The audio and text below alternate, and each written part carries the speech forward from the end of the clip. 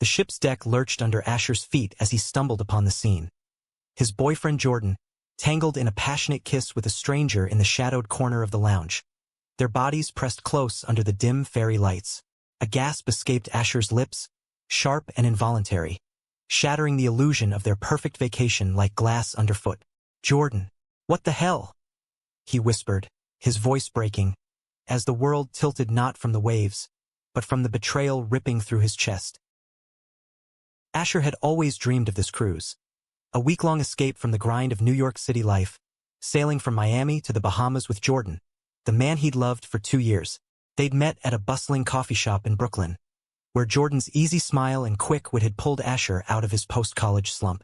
Jordan was the charismatic type, a marketing exec with ambitions as vast as the Atlantic, while Asher worked as a freelance graphic designer, content with quieter joys like sketching sunsets or losing himself in indie films. This trip was supposed to be their milestone, a celebration of commitment amid turquoise waters and endless horizons. But now, as Asher retreated to their cabin, the salt air felt mocking, heavy with the scent of deceit. He paced the small room, heart hammering, replaying the image in his mind.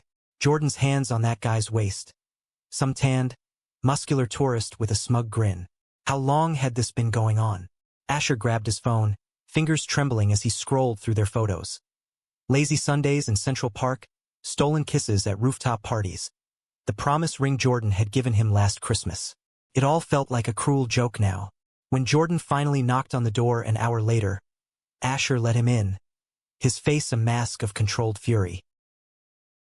"Ash, baby, it's not what you think," Jordan stammered, his green eyes wide with feigned innocence.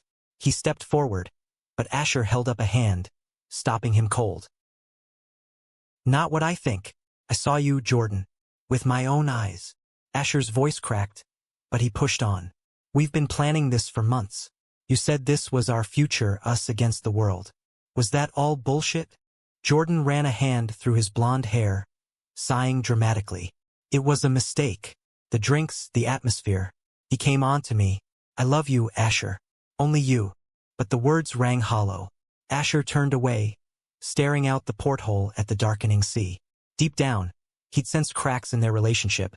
Jordan's late nights at work, the secretive texts, the way he'd pull away during intimate moments. Yet Asher had chalked it up to stress, to the demands of city life. Now the truth hit like a rogue wave. Betrayal, pure and simple. That night, sleep evaded him.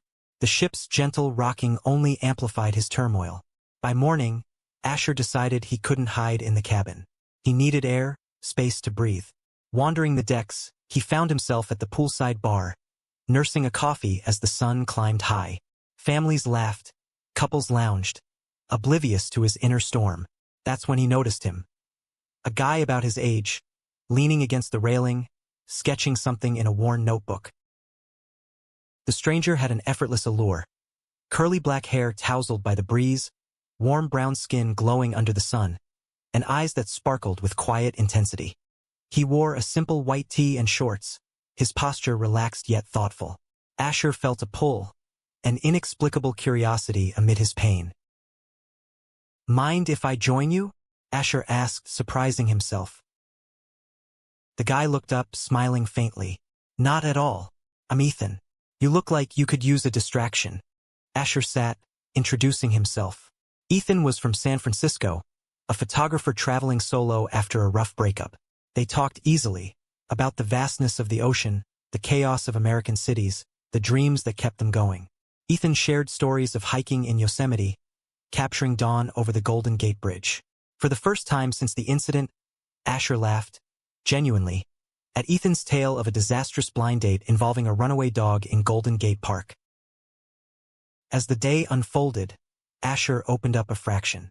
"My boyfriend, I guess, cheated on me last night, right here on the ship." Ethan's expression softened. No pity, just empathy. "That sucks, man. I've been there. It feels like the end of the world, but sometimes it's just the start of something better." Their conversation flowed into lunch, then a walk along the promenade. Jordan texted repeatedly. Apologies, please, but Asher ignored them, finding solace in Ethan's presence. By evening, As they watched the sunset paint the sky in oranges and pinks, Asher felt a spark, tentative but real. Was this rebound? Or something more? The next day brought confrontation. Jordan cornered Asher in the dining hall, his face flushed with desperation. "We need to talk. Properly."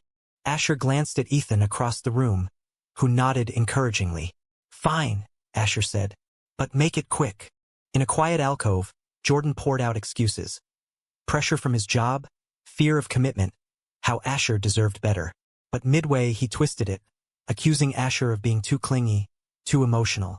"You're always so intense, Ash. It's exhausting." The words stung, fueling Asher's anger. "So that's your out? Blame me for your infidelity." He stormed off, tears blurring his vision. Ethan found him later on the upper deck. "Hey, you okay?" Asher shook his head, vulnerability spilling over. "I thought he was it, you know? The one." Ethan pulled him into a hug, strong and reassuring. "Sometimes we hold on to the wrong people because we're scared of being alone. But you're not alone now." That night, under a canopy of stars, they shared their first kiss, soft, exploratory, laced with the promise of healing. Asher's heart raced, a mix of guilt and exhilaration. Was he moving too fast? But Ethan's touch felt right, like coming home after a long journey. As the cruise continued, their bond deepened. They explored Nassau together, wandering colorful markets, snorkeling in crystal waters. Ethan captured moments with his camera, Asher laughing at a street performer's antics, the two of them sharing ice cream on the beach. Jordan lurked in the background, sending glares, but Asher ignored him, focusing on this unexpected connection. Yet doubts crept in. Asher learned Ethan had his own scars, a controlling ex who'd left him wary of love. "I don't do flings," Ethan confessed one evening. "If we're doing this, it has to mean something." Asher nodded, feeling the weight. "It does. To me." The cruise hit rough waters midway, both literally and figuratively. A storm brewed on the horizon, forcing passengers indoors as rain lashed the decks. Asher and Ethan huddled in the library lounge, sharing stories over hot cocoa. Ethan spoke of his childhood in a tight-knit Latino family in LA, the struggles of coming out in a conservative community, and how photography became his escape. Asher shared his own tale. Growing up in suburban Chicago, the bullying in high school for being different, and how moving to New York had been his liberation. "You're brave," Ethan said, his hand covering Asher's. "Not many people chase their truth like that." Asher blushed, but the moment shattered when Jordan appeared, dripping wet from the rain. "Asher, we need to talk. Alone." Ethan stood, tense.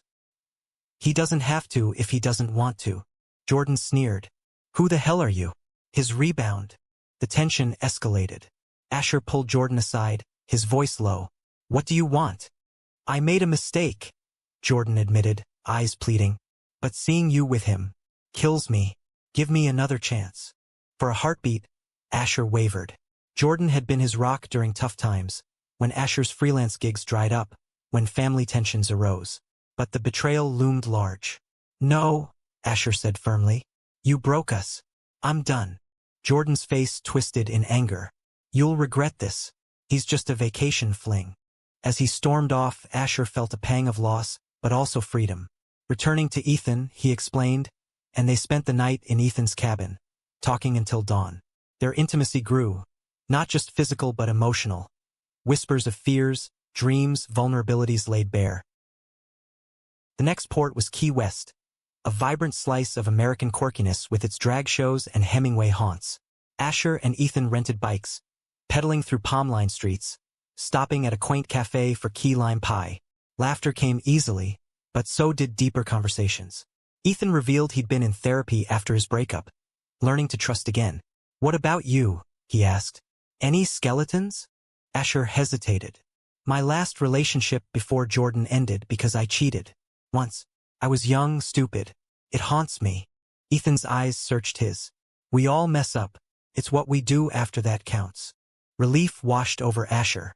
This honesty felt like a balm, contrasting Jordan's deceptions. Back on the ship, drama peaked at the formal dinner. Jordan, drunk and bitter, approached their table. "So, this is your new boy toy?" he slurred, drawing stairs. Ethan rose calmly. Back off, man. This isn't about you anymore. Jordan shoved him, spilling wine. Chaos ensued. Security intervened, escorting Jordan away. Asher's heart pounded, embarrassment mixing with gratitude as Ethan checked on him. You all right? Yeah, Asher whispered. Thanks to you. In the aftermath, they retreated to the deck. The storm cleared, stars brilliant overhead. This cruise was supposed to be romantic with him, Asher mused. But it's turning into something real with you. Ethan smiled. Life's full of plot twists. Their connection intensified. They danced at the onboard club, bodies sinking to pulsing beats, lost in each other. Asher felt alive, desires awakening in ways Jordan never ignited. Yet, as Miami approached, reality loomed. Ethan lived across the country. Asher in New York. Was this sustainable? One night, vulnerability struck. Asher woke from a nightmare, reliving the cheating scene. Ethan held him. Talk to me. I trusted Jordan completely, Asher confessed. What if I can't trust again? Ethan kissed his forehead. Trust takes time, but I'm here for it. The words soothed, but seeds of doubt planted. The next day, Asher overheard Ethan on the phone. Yeah, the trip's been amazing. Met someone, but it's complicated. The tone suggested hesitation, mirroring Asher's fears. Confrontation brewed. Who was that? Asher asked later. My sister, Ethan said. She's worried I'm jumping in too fast. Asher nodded, but insecurity festered. That evening, Jordan cornered him again. Sober this time. I know I screwed up, but we have history. This guy, he's temporary. The words echoed Asher's doubts. Torn, he distanced himself from Ethan, spending the afternoon alone, sketching the sea. Ethan found him, hurt evident. What's going on? I'm scared, Asher admitted, of getting hurt again. Ethan took his hand. Me too, but running won't help. They reconciled with a passionate embrace, waves crashing below. Yet, the high seas brought another twist. A medical emergency on board. An elderly passenger collapsed, and Ethan, revealing he'd volunteered as an EMT in college, jumped in to help until medics arrived. Asher watched in awe, seeing Ethan's compassion firsthand. You're incredible, Asher said later. Ethan shrugged. Just doing what's right. This act deepened Asher's feelings, highlighting the humanity in their budding romance. As the cruise neared its end, they vowed to try long distance, planning visits. Ethan to New York for galleries, Asher to San Francisco for hikes. But fate intervened. On the final night, Jordan apologized sincerely in a letter slipped under Asher's door. I was wrong. Be happy. It brought closure, a bittersweet release. Disembarking in Miami felt like stepping into a new chapter. Asher and Ethan exchanged numbers, promising to stay in touch. This isn't goodbye, Ethan said, pulling Asher into a lingering kiss amid the bustling terminal. Back in New York, reality hit hard. Asher's apartment felt empty, echoes of Jordan's absence mingling with fresh memories of Ethan. He threw himself into work, designing logos for a startup, but distractions loomed. Texts from Ethan came daily, photos of foggy San Francisco mornings, voice notes sharing daily wins. They video called nightly, conversations stretching hours, bridging the miles. Yet challenges arose. Time zones clashed. Asher's late-night deadlines meant missed calls. Doubts resurfaced. Was this infatuation or love? Jordan's betrayal lingered, making Asher question every sweet word. One weekend, Ethan flew east. They explored Manhattan, Central Park picnics, Broadway shows, intimate dinners in Little Italy. In Asher's bed, their passion ignited, bodies entwined in a dance of rediscovery. I could get used to this, Ethan murmured. Me too, Asher replied, but fear whispered. What if he cheats like Jordan? The visit ended too soon. Back alone, Asher confided in his best friend, Mia, over coffee in Greenwich Village. He's amazing, but what if it's too good? Mia squeezed his hand. You've been hurt. Give it time. Not everyone's like Jordan. Inspired, Asher planned a surprise. Flying to San Francisco for Ethan's birthday. But en route, a text from an unknown number arrived. Photos of Ethan at a bar, arm around another guy. Caption, "Thought you should know." Heart-shattering, Asher confronted Ethan upon arrival. "Who is he?" Ethan's face paled. "My ex. He showed up uninvited. Nothing happened. I pushed him away." But the images fueled paranoia. Like Jordan said nothing happened? Ethan's eyes filled with hurt. "You don't trust me?" The argument escalated, words like daggers. Asher stormed out, wandering the hilly streets, fog mirroring his confusion. He ended up at the Golden Gate Bridge, staring at the churning bay, contemplating his patterns, choosing unavailable men, fearing intimacy. Ethan found him hours later. "I get it. Betrayal scars deep. But I'm not him." Asher broke down, sobbing. "I'm sorry. I want to believe." They reconciled under the bridge's glow, vowing therapy, together, via Zoom if needed. "We'll build trust brick by brick," Ethan said. Months passed. They alternated visits, weaving lives together. Asher attended Ethan's photo exhibit in LA, beaming with pride. Ethan joined Asher for Thanksgiving in Chicago, charming his family despite initial awkwardness. Highs mingled with lows. A job offer pulled Ethan to Seattle temporarily, straining their bond. Late-night fights over missed connections tested them, but each reconciliation strengthened resolve. One crisis peaked when Jordan reappeared, emailing Asher, "I miss you. Let's talk." Tempted by familiarity, Asher met him for coffee. Jordan had changed, therapy, self-reflection. "I was an ass. You deserved better." Closure came. "I forgive you," Asher said, "but I'm with someone now. Someone real." Empowered, Asher flew to Ethan, proposing they close the distance. "Move to New York? Or me to Cali?" Ethan grinned. "Let's meet in the middle, Denver? Fresh start." But life threw a curveball. Ethan's father fell ill, requiring care in LA. Plans paused, Asher supporting from afar, sending care packages, virtual hugs. Through it, their love deepened, romantic gestures like surprise playlists, emotional check-ins. Asher realized true love wasn't flawless. It was choosing each other amid chaos.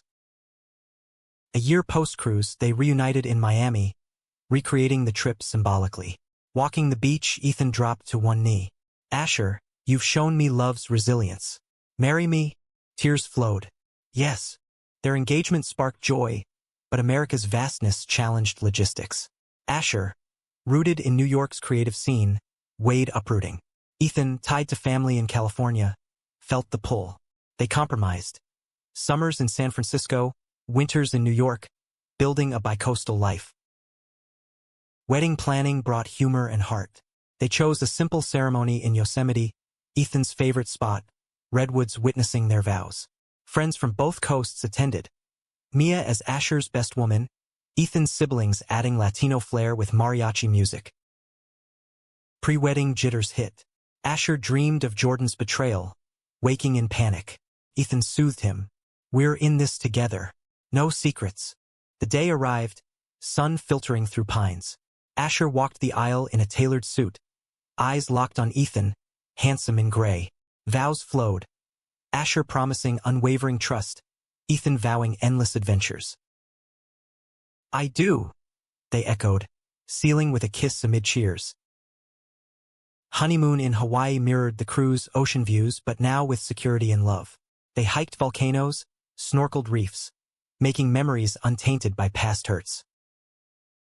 Back home, they settled in Brooklyn, Ethan opening a gallery, Asher freelancing nearby. Challenges persisted. Cultural clashes, like Ethan's love for spicy food versus Asher's milder palate, or debates over politics in a divided America. But communication bridged gaps. One evening, over dinner, Asher reflected. "That cruise could have broken me. Instead, it led to you." Ethan smiled. "Fate's funny. Or maybe it's just us, choosing better." Years later, they adopted a dog, a rescue mutt named Cruz, ironically. Life's rhythm included quiet nights watching sunsets from their balcony, echoing that first connection. Asher volunteered at LGBTQ+ youth centers, sharing his story. Betrayal's pain, love's redemption. "Healing isn't linear," he'd say, "but it's worth it." Ethan's photography captured their journey, exhibits titled Unexpected Tides, blending romance and resilience. In quieter moments, Asher marveled at growth. From a heartbroken guy on a ship to a husband embracing life's waves. The betrayal, a distant scar, teaching empathy. Their story inspired others. Friends navigating breakups, strangers online. It embodied America's spirit, reinvention amid diversity, love triumphing over division. As they aged, hand in hand at pride parades or family gatherings, Asher knew. Everything changed unexpectedly, but for the better. Love in its truest form was human, flawed, forgiving forever.